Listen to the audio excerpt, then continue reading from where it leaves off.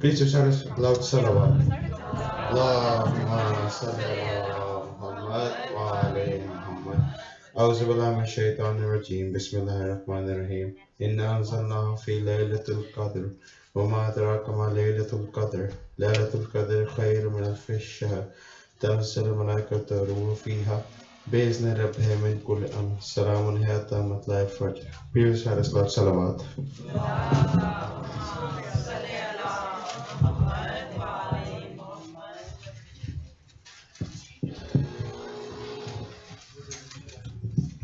Please recite another salawat.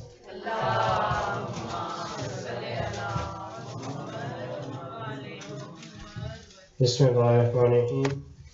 There's some short announcements before we start. Firstly, there's our canned food drive. There's a box outside the men's hall. If you would like to donate any canned foods, please do so. Secondly, after tonight's English speech, there is an art event taking place outside the men's hall. This is designated for the kids. They'll be setting up art kits, and these kits will be donated to foster youth. So please encourage your youth and your children to please help create these art kits. And lastly, we'll be hosting a Q&A soon, and if you have any questions, there's a QR code on the walls inside the hall as well as outside. So if you have any questions, please use the QR code to post your questions. And without further ado, I'd like to invite Sheikh Modarres to the minbar with the loud salawat.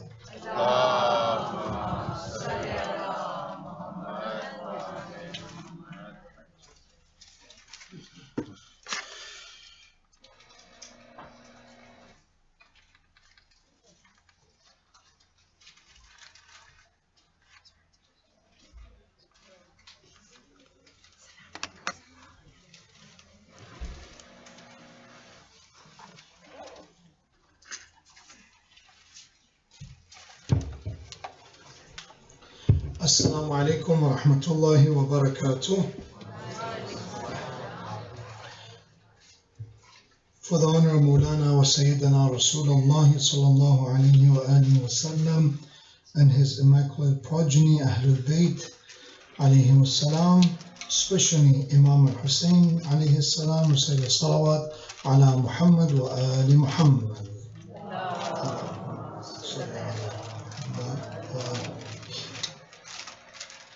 For the honor of Imam over time, hastening in his reappearance and his dhuhur, and may Allah subhanahu wa ta'ala make us worthy to be among his awaiters, followers, and the Shia of the Imam over time. Recite another salawat ala Muhammad wa ali Muhammad.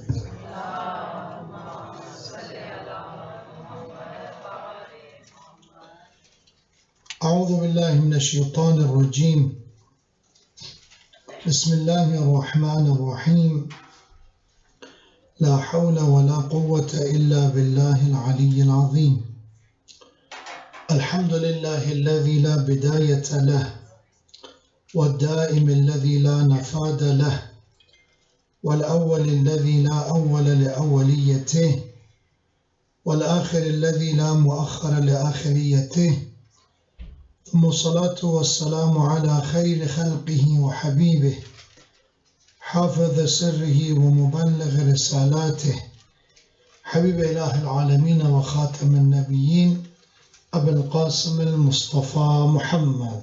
اللهم صل على محمد وعلى محمد. صلى الله عليه وعلى أهل بيته الطيبين الطاهرين الهداة المهديين سيما بقية الله في السماوات والأراضين. أما بعد، فقال الله تبارك وتعالى في القرآن الكريم: فجاءته إحداهما تمشي على استحياء قالت إن أبيك يدعوك ليجزيك أجر ما سقيت لنا فلما جاءه وقص عليه القصص قال لا تخف نجوت من القوم الظالمين. صدق الله العلي العظيم. May Allah subhanahu wa ta'ala illuminate our heart by the light of Iman, by the light of guidance, and grant our hearts conviction, tranquility, and certainty with the salawat ala Muhammadin wa ali Muhammad.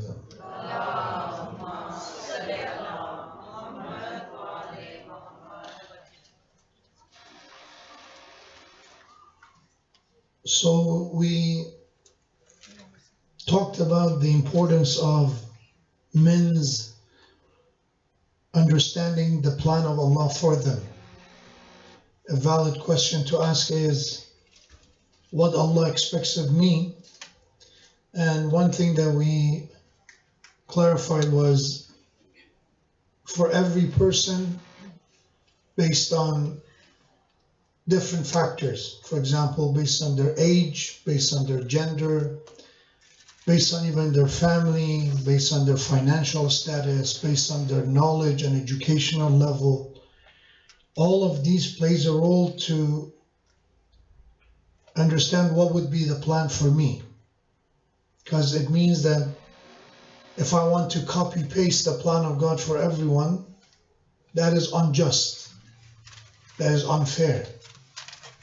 So if you ask this question, if you put a test in front of, let's say if it's a high school test, in front of a regular average elementary school student, and of course they're going to struggle through it, is that just? Is that fair?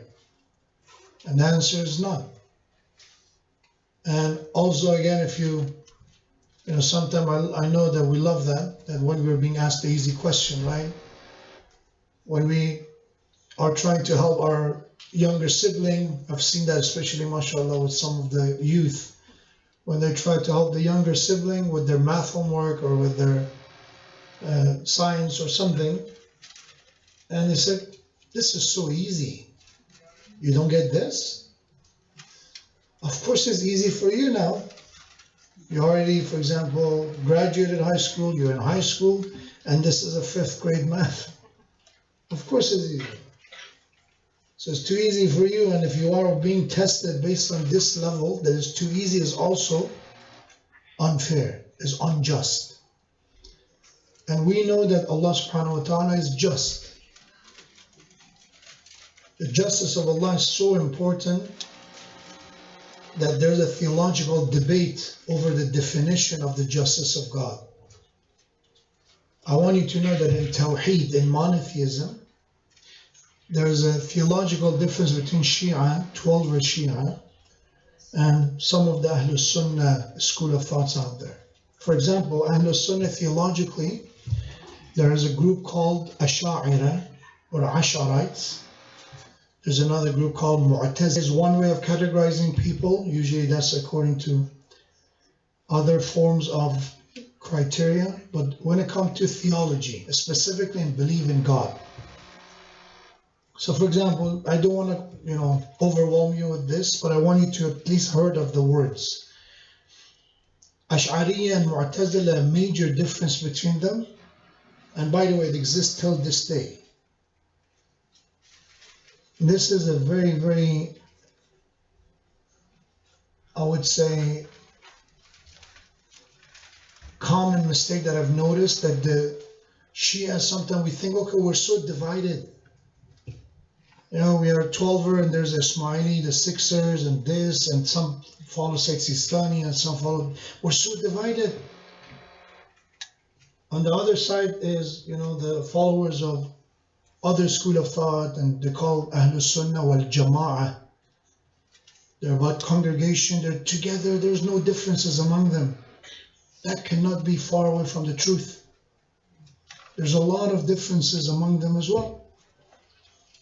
Much more major than me and you can understand. The thing is that nobody knows the theological differences. The same when average Shia may not know the major difference between us and Ismailis. But once you start studying, which we should, Because when we're learning, again, one learning is that go a bit deeper than the surface. The surface is that I'm a Shia, I believe in 12 Imam, okay.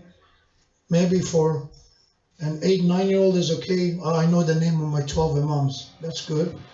But for a 20-year-old, that's not the level of understanding that is going to help you when you're having a dialogue with a Ahlul Sunnah brother or sister in college, or you're an MSA. It's not going to cut it anymore. You need a bit deeper understanding. So Ash'arites and Mu'tazila, they have their ideologies affecting their theology till this day.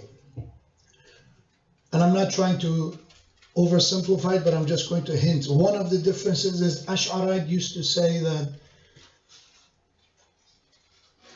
when it comes to what we are going through in life, all the decisions that we make, Allah is the one with all power, all knowledge, so we are just following the destiny of God.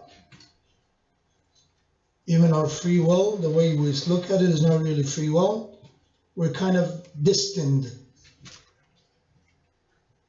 They were more conservative in that approach of what is the definition of qada and qadar, or predetermination. Mu'tazilites on the other side, they were pro-choice or pro-free will. It said everything is in our control. You know, it's more of a other side of the spectrum. And then the stand of the followers of Ahlul Bayt was la jabra wa la tafweed bal amrun bayna al-amrayn. From Imam Jafar al-Sadiq alayhi salam. Allahumma salli ala. That we neither go to one side of the spectrum, there's neither absolute predetermination and destination, neither is absolute free will, but rather somewhere in the middle. And that's how justice of Allah will be established. Because if we go to absolute predetermination and predestination, what's the point of my decision? There's no decision. I'm just following a scenario written for me. I had it in my notes that I'm going to use this and get some credit with the youngsters. What's the character, the computer characters that they're in the game? Not the one that you use, the other ones. Gamers, my good, huh? No. NPCs. I memorized it and I forgot it. NPCs. So if you don't know NPCs, when you are in a game environment, there's a character or avatar or someone that you control with the remote control or the controller, whatever that is. I should not call it remote control. That is a very unk of me to say it. I mean actual game controller. Everyone else's, there's their follow program that the game designer made for them. They walk around, whatever they're supposed to, they jump around. Called NPCs. If we go based on the first definition, we're NPCs. I'm not controlling, I'm just doing things. Everything that I think I'm making a decision, I'm not. And the other side is that absolute free will. Everything is in my control, so then why I should care about the night of Qadr? Why should I care about, asking Allah for the best qada and measurement and plan and asking others to, if everything is in my control, then what's the point of asking Allah's intervention? Why I'm asking Allah to, prolong my life, give me more rizq, if it's everything in my hand? And the answer to that is neither of them are absolute cases. It's rather in the middle. There are matters that we have free will in. There are matters that we are distant. When it comes to our biology, our genetics, our families, we have no say in them. You are born into a family without your consultation. Allah made that decision for us. And that's why it's so important to honor our families, especially relatives. Because it's not a choice you made, it's a choice that Allah made for you. And you should trust His decision. Honoring them doesn't mean you just suffer It doesn't mean that you put up with their abuse. It means that you don't treat them as strangers. You consider them someone worthy of doing the extra mile and doing extra effort to keep and maintain your ties with them. With the strangers, you're not advised to do it. With a stranger, they're a stranger. You try. If it doesn't work, you move on. But with relatives and family, you have to do your best not to disconnect, not to cut your ties with them. Why? One of the reasons, because Allah chose them for us. And He knows something, that there is a benefit in maintaining that tie. And then there are matters that we have absolute free will. لا إكراه في الدين قد تبين الرشد من الغي.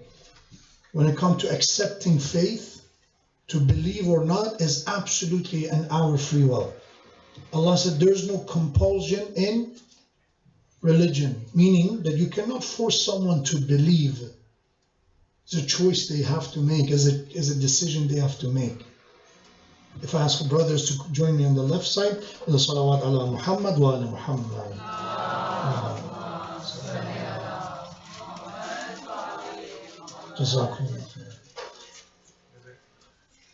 I think I have to bother you that if they come and sit over there, if you ask them right away, so because I think sometimes sisters cannot come in. Sallu ala Muhammad wa ala Muhammad. Move too, please. Move too. Sisters, we get more crowded, so if you could just move this way, that would be great. Thank you. I think I will allow myself to tell sisters what to do once I give the lecture about the women, inshallah. Sallu ala Muhammad wa ala Muhammad. Allahumma salli.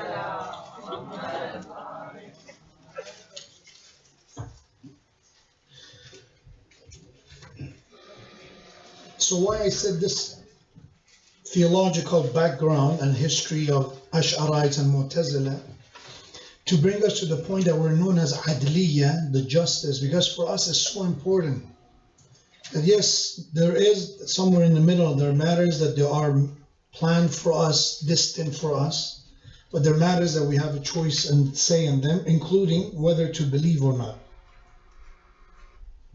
Whether I'm going to do, live a righteous, pious life or not. These are where I have control over.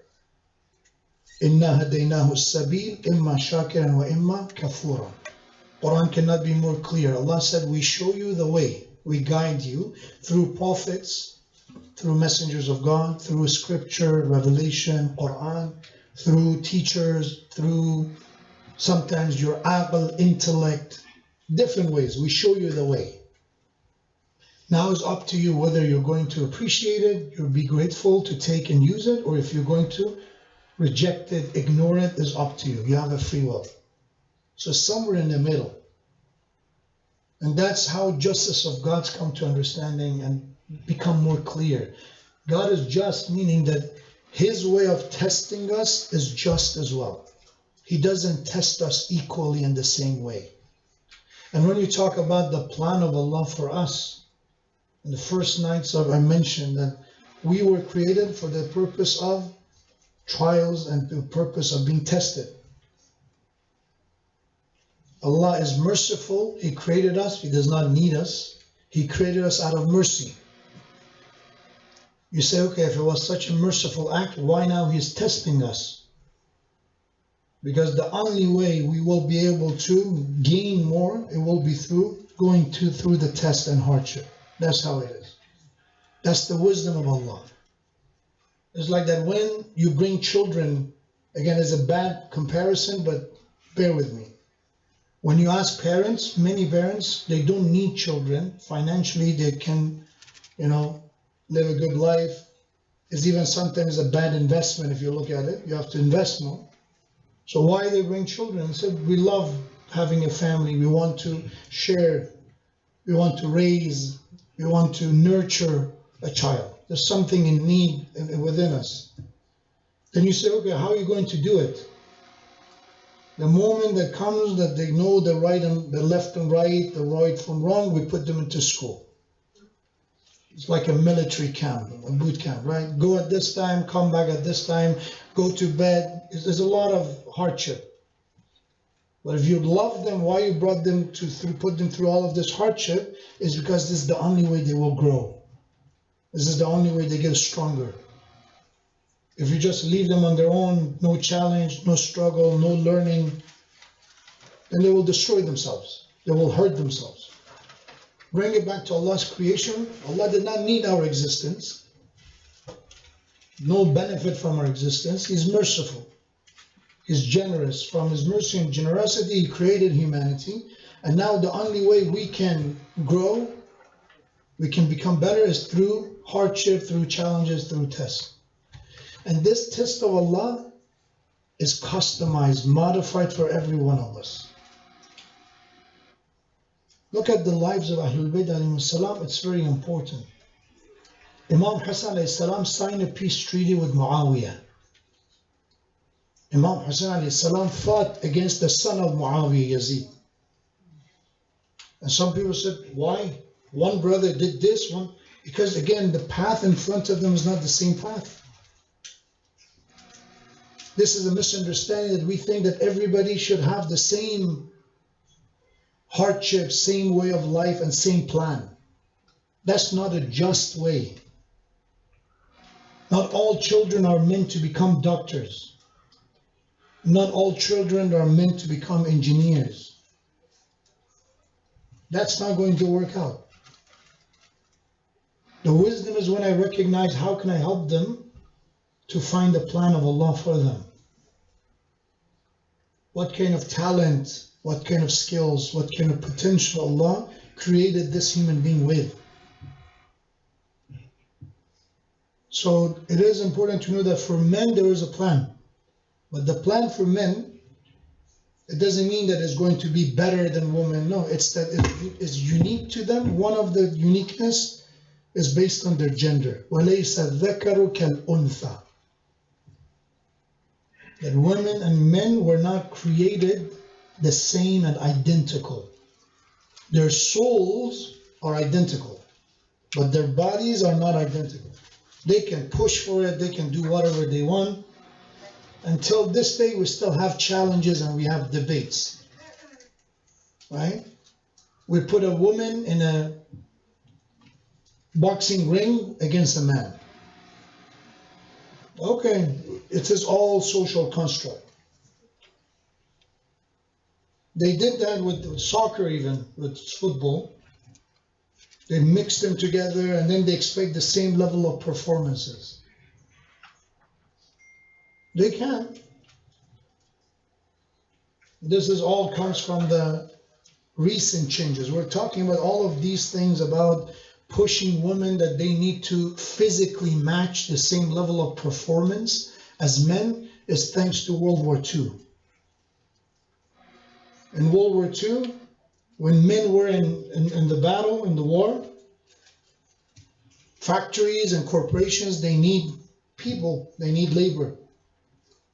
No coincidence that suddenly we see these advertisements, these campaigns comes out that you know the photo of a woman, the blonde woman, saying that we can do it or something. It's very intentional. You know, one of the challenges I've noticed with some of the sisters in our community, I'm not talking about all of them, some, is they say that we're kind of torn. From one way, we're expected, because it's California, because of financial burden and the cost, that we need to provide, we need to work. And on the other side, there's part of me that I want to do something for my family, I want to be there for my child. When she has a tough time at school, want to talk to me, but physically I can't. So I want to be there, but I want to do this, and that's how they feel overwhelmed. Because you can't expect somebody to be a great mother and caring and nurturing and be a boss at their job, the best version of themselves. Because there's a trade-off. I'm not saying that working mothers are not great mothers, but they cannot be full-time mothers. They can't. It's not possible. And that's the sadness of our time, that mother and the father, man and woman, both were working, and the child is being raised by nannies. If you're fortunate, again, you have grandparents, and there's no in-law dramas that maybe there are grandparents involved, but in most cases, someone that we found, through either online or word of the mouth, that she or this person is a good nanny raising our kids. We leave before they wake up, we come back, they're already asleep and tired. And then years goes by, and all of the money we're making, it does not make us billionaires. It goes into the pocket of other entities. I'm just paying bills. Over 50% of people living paycheck to paycheck. So there's a lot that is no surprise that for the first time in human history, we have a trillionaire. We did not have it. Now we do. Oh, it's because of the human. That's how it happens. That person become about the top 3 wealthiest people in the world. Maximize profit and then reduce the cost. And then at the same, the Islam is the one who is oppressing, doing the oppression. And then we love talking about hijab and burqas and all that. When you talk about single mothers struggling, apparently, again, we just talked about it, right? 1 out of 4 children are growing up without a father. It means what? It means 1 out of 4 are single mothers who are raising the children. 1 out of 4. So these single mothers, how they're surviving? Who's there for them? Who's watching after their mental health, their well-being? Because they're surviving.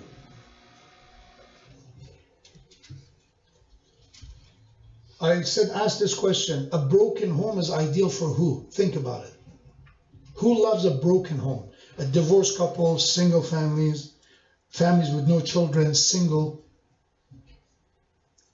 Corporations, they love it. You know why? I was visiting a community. Brother who picked me up from the airport, I was there for a couple of days. He took me to the headquarters of his work. He said, "Can we stop over there? I can show you around, but I need to do something as well." I don't want to advertise. I don't know if there's any issue. I don't want to cause any legal problem if it was confidential or not. It was a company that is basically considered a tech company. The service they offer is pretty much a kind of a software company. That's what they are, a platform they are. So sure, let's go. This person, he's an adult. He has children. And when we went to his workplace, a beautiful, I think call it campus, beautiful campus, by this water, by the sea. There's a restaurant, coffee shop. There's all over the place. There are these, vending machines that they don't even have to use money. They have their cards. So there's a lot of free stuff going on. Some of them, like the food they pay for, coffee and stuff is free.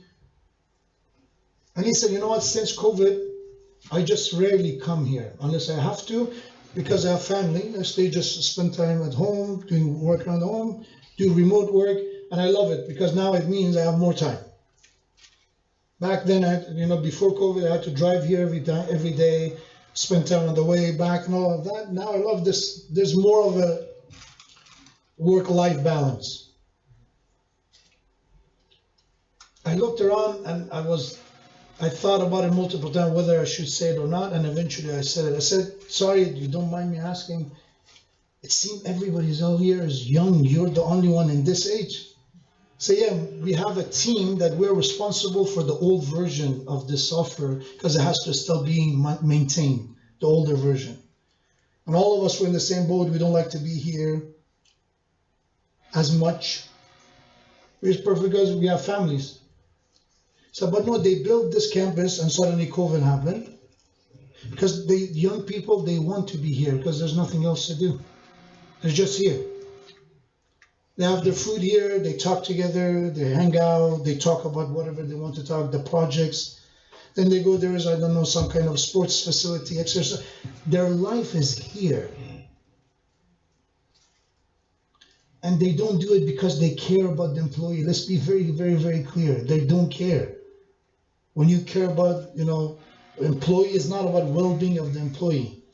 That's not the niyyat. That's not the intention. What you care about is productivity. You care about they're here. When they're here, they do their work here. And of course, they're going to talk about how they can, because they're young, they want to be best at their team, they want to advance, they want promotion.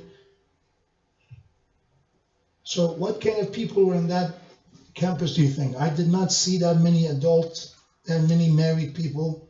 Majority say, yeah, that our company shifted their policies and now they're going to hire more young people. But what they mean by young means single people. Because on weekend, you call them, they're there. Whatever it is you need them, night, day, they're there. But if you have kids and you call them on the weekend, sorry, I'm already on a hike with my son, with my family. I have to get some time off because I have to take my child to the hospital, to the doctor appointment. So let's be very clear. Corporations do not like families. And that's why some of them actually end up being hit by a lawsuit. Because they were asking women at the job interview, are you planning to start a family? And I eventually say, you cannot ask this because that leads to discrimination. But they were doing it because it means if you're going to have a family, it means you need time off. And it's bad for business. So I said all of this to bring us back that men need to do their role properly in order for family to be able to function. So yesterday we talked about two qualities. Number one was men should be the caretaker, maintainers, guardians of the family. Some men, they love the titles, but they don't like the responsibilities. These titles comes with responsibilities. When you're a maintainer, when you're a caretaker, who has to be the one paying? Who? You are.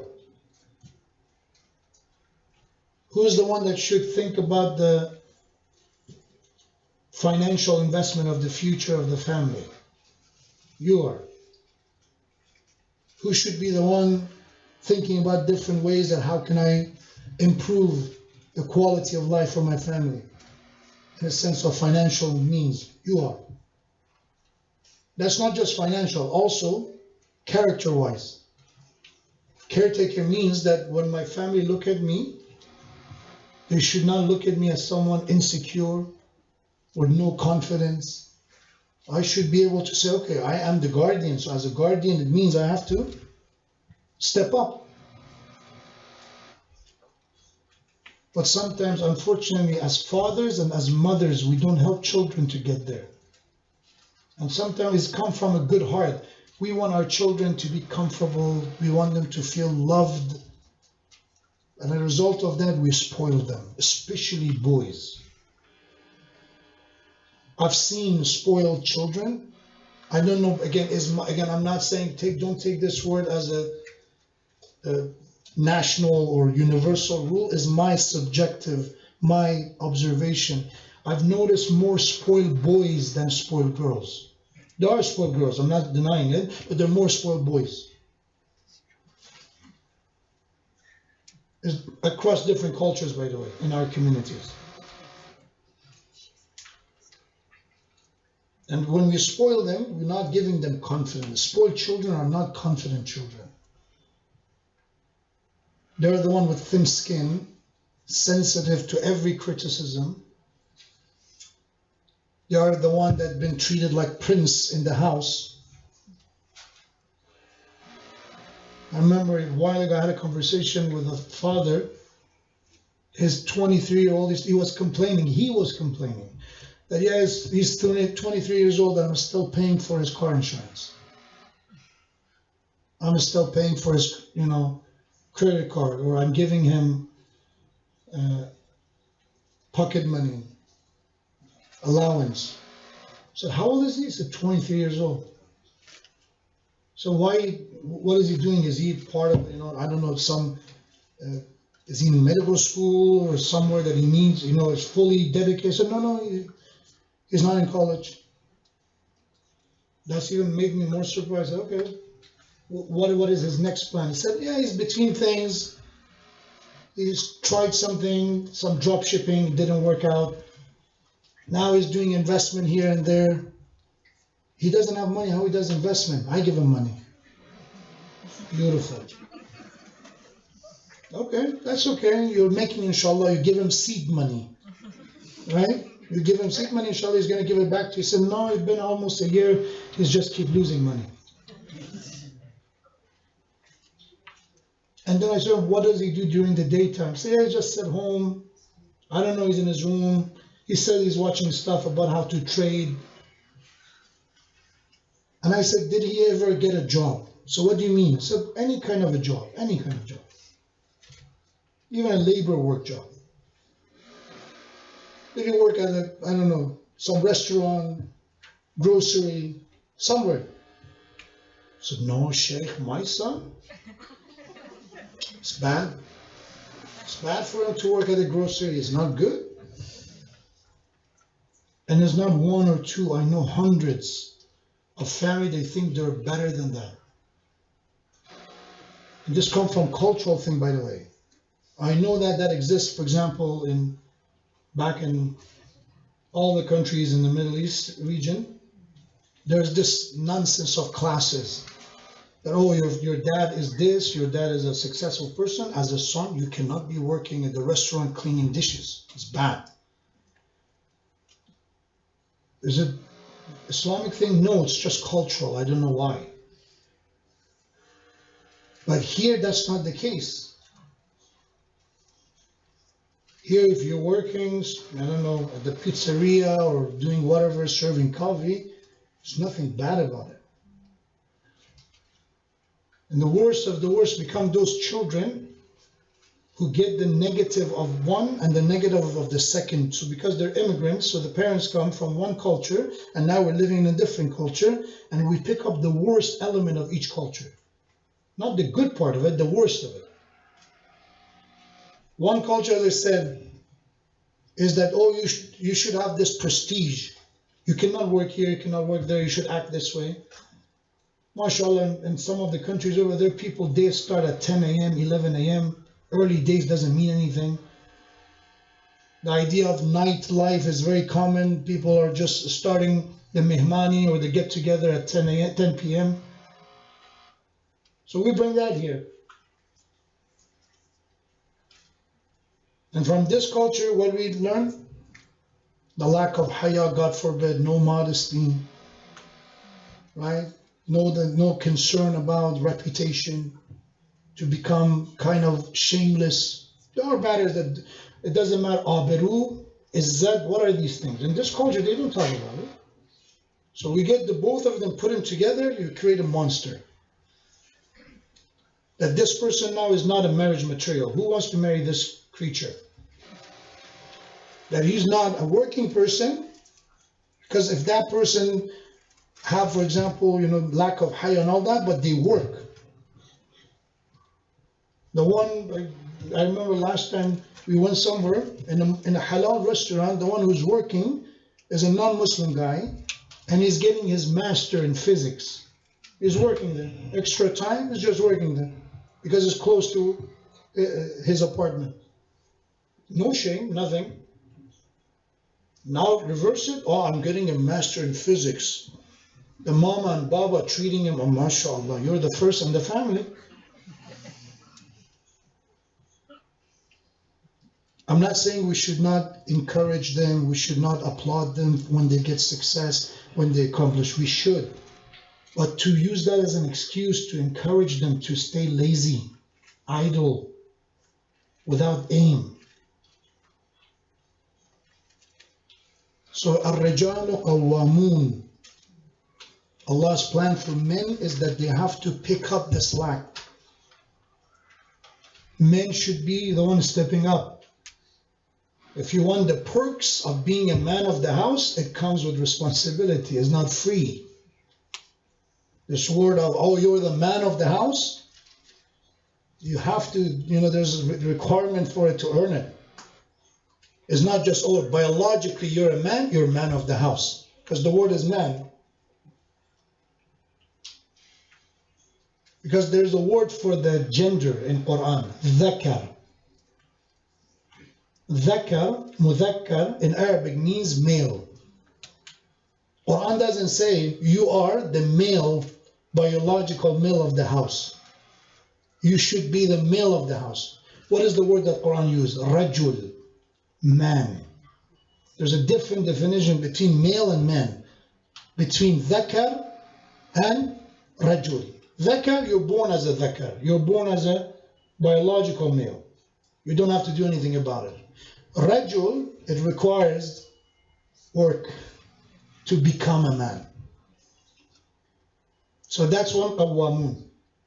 Number two, we talked about the importance yesterday of staying true to your promises. When you give your word, it should be your life that you stand by your word.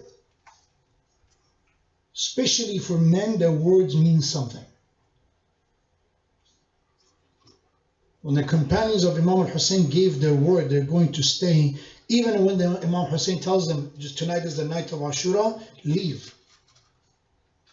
I remove my allegiance from you, you're free to go.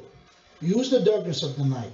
These are the type of men that they start saying such a statement, for example, that number one of them said, Muslim al-Awsaja, that if they kill us tomorrow, if they kill me tomorrow, and Allah brings me back to life, and this happens 1,000 times, I will not abandon you. I give you my word that I will stand by your side for the sake of Allah. When Abul Fadl Abbas and his brothers, Shimr comes to them with an amnesty protection letter telling them, your mother is from the same tribe as mine. So I look at you as my nephews. By the way, it's not actual nephews.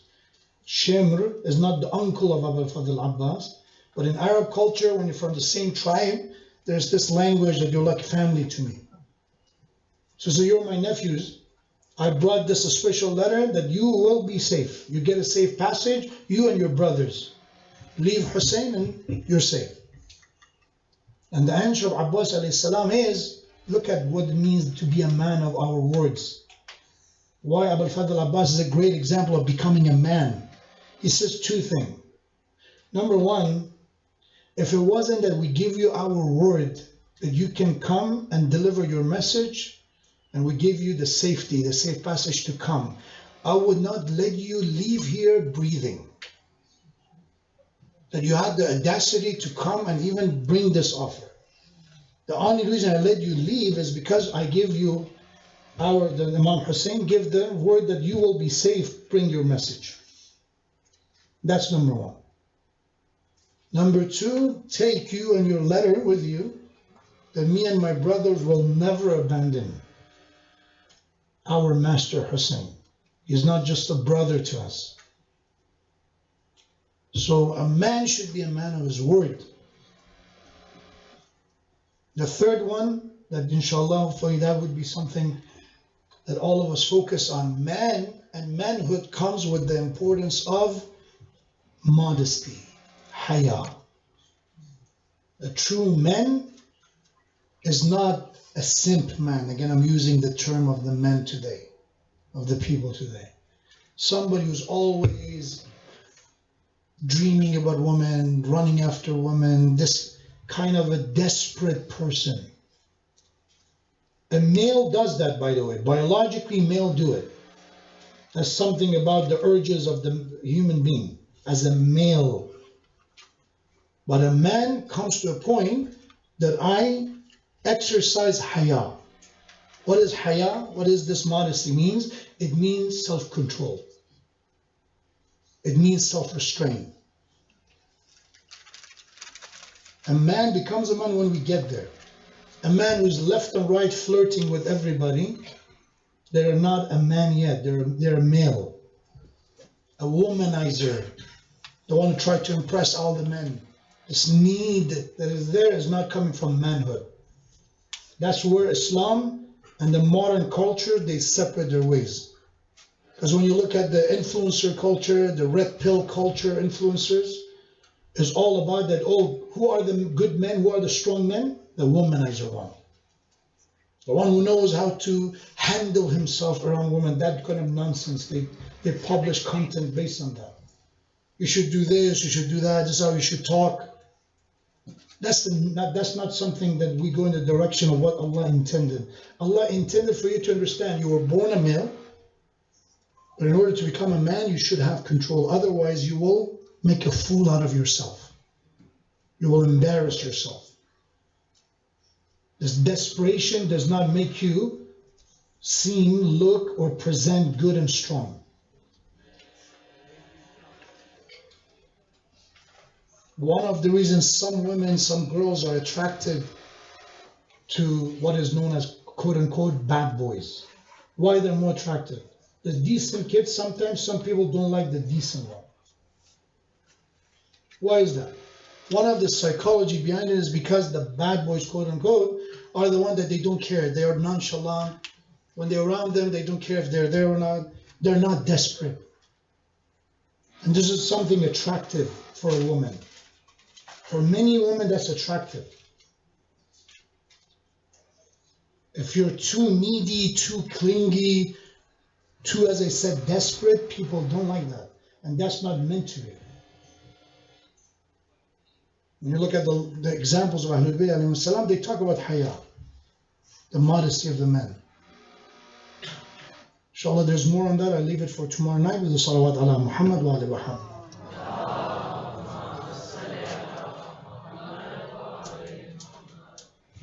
Yeah, I wanted to continue, but I looked at the time, so I want to, inshallah, have some time for Musibah before we finish. Tonight we're going to remember another shaheed, another martyr, which again, I think is a very fitting personality to remember. That's among the brave men of the day of Ashura, and that is Ali al-Akbar alayhi salam. The one that is being described as أشبه الناس خلقا وخلقا ومنطقا برسوله. The one, a young man who was the most similar, the look-alike to Rasulullah sallallahu alaihi wasallam, to his grandfather, great-grandfather, in creation, meaning the way he looked, as well as his character, his behavior, and even in the way, in the tone of his speech, all of them were resembling Rasulullah, to the point that Imam al-Hussein and the Ahlul Bayt were saying, whenever we would miss Rasulullah sallallahu alaihi wasallam, we would go and spend time and talk to Ali al-Akbar. Assalamu alayka ya Aba Abdullah وعلى الأرواح التي حلت بفنائك عليك مني جميعا سلام الله أبدا ما بقيت وبقي الليل والنهار ولا جعله الله آخر العهد مني لزيارتكم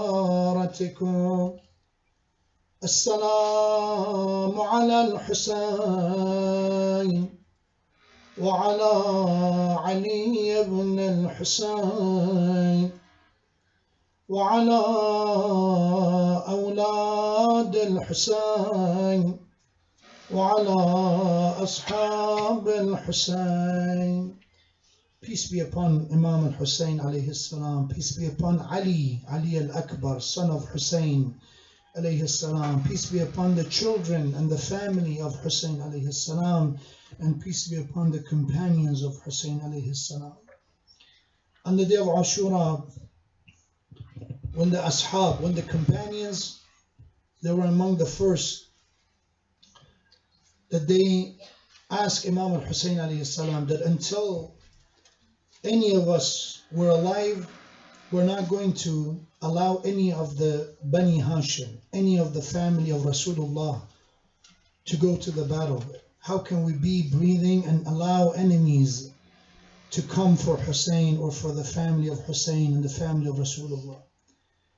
How loyal, how strong, how brave these companions were. that until they were alive, no one dared to come to Ali al-Akbar.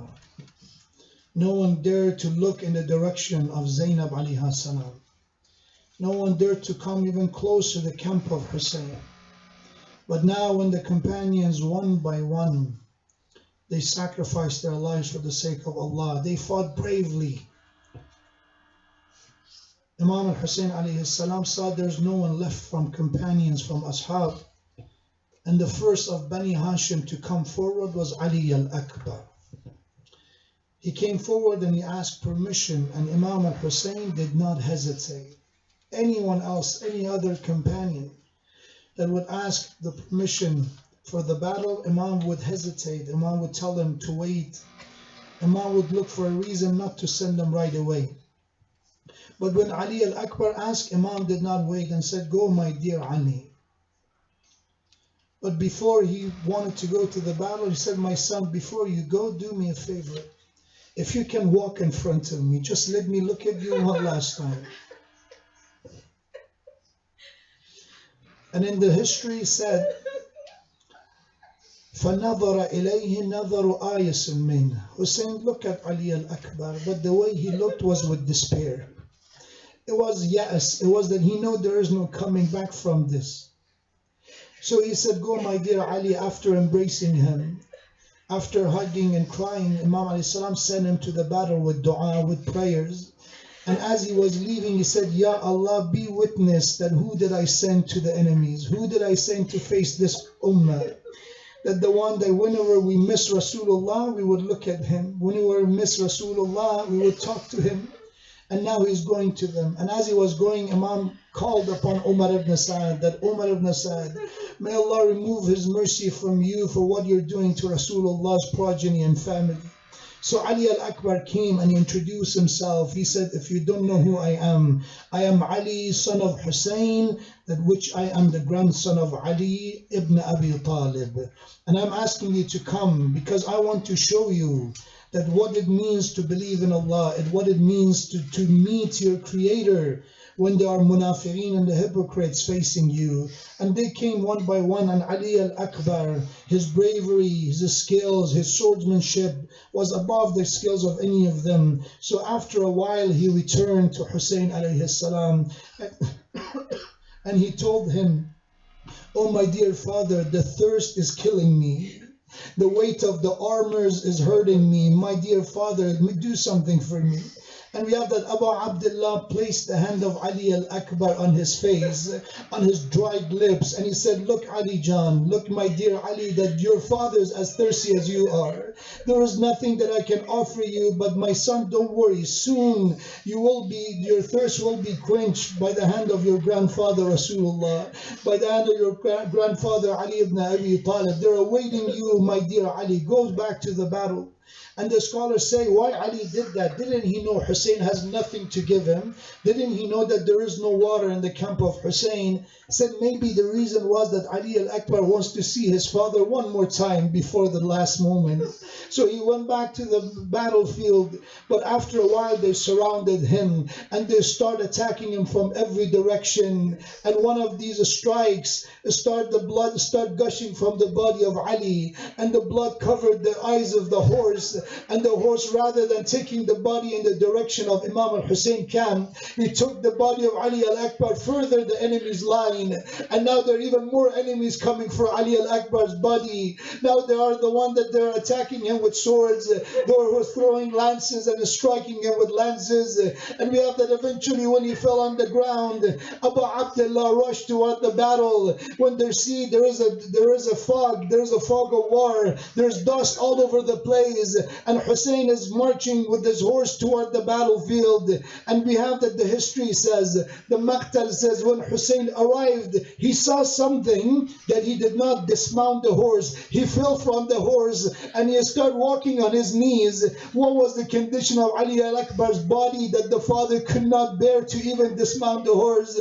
He walked on his knees until he reached the body that is irba, the body that is cut to pieces, is severed in pieces. says that whichever part of the body of Ali al-Akbar is being left, the rest of the body remain on the ground. And we have that Abu Abdullah put his face on the face of Ali al-Akbar, and he said, "Ala dunya ba'daka al-afab." Woe upon this dunya. What the point of this dunya, my dear Ali, that I see you like this? And we have that Zainab reach after a while with some of the Bani Hashim to help Hussein. And we have that Zainab hold the shoulders of her brother Hussein. And he said, "My dear brother Hussein, stand up. May Allah give you sabr. May Allah give you patience. My condolences to you, brother. But stand up. Look at the enemies. They're celebrating. When they see you cry, they are celebrating and laughing. Stand up, my dear brother Hussein." وَلَا لَعْنَةُ اللَّهِ عَلَى الْقَوْمِ الظَّالِمِينَ وَسَيَعْلَمُ الَّذِينَ ظَلَمُوا أَيَّ مُنقَلَبٍ يَنقَلِبُونَ إِنَّا لِلَّهِ وَإِنَّا إِلَيْهِ رَاجِعُونَ. Ya Allah, we ask by the honor of Ali al-Akbar alayhi salam, by the honor of Shuhada Karbala, to hasten in the return of Imam of our time, Imam Sahib al-Asr wal-Zaman. Ya Allah, we ask you to grant the hajat, the requests and prayers of all the mu'min and mu'minat, but ultimately grant them the hajat, the request that is ultimately for the good, for the khair of our affairs of dunya and akhirah. Ya Allah, we ask you to grant all the marid, all the ill, all those who are in need of our du'as, with the strength of iman, with patience, as well as with the ultimate relief, healing, and shifa, Ya Allah. And we ask you to bless the soul of all of our marhumin, and Ya Allah, grant them maghfirah and forgiveness. And we ask you to grant victory and freedom to all the madlumeen, all the oppressed of the world, especially the madlumeen of the Muslim ummah. And Ya Allah, grant them strength and grant them resilience to overcome the challenges and the hardship they're facing. And for the soul of all marhumin, especially for marhum Ilyas Ali Khan, marhum Nafisa Begum, marhum Hadi Ali Khan, marhum Abbas Ali Khan, marhum Hussein Yar Khan, and Miraj Begum. Please recite Surah Fatiha with the salawat ala Muhammadin wa ali Muhammad.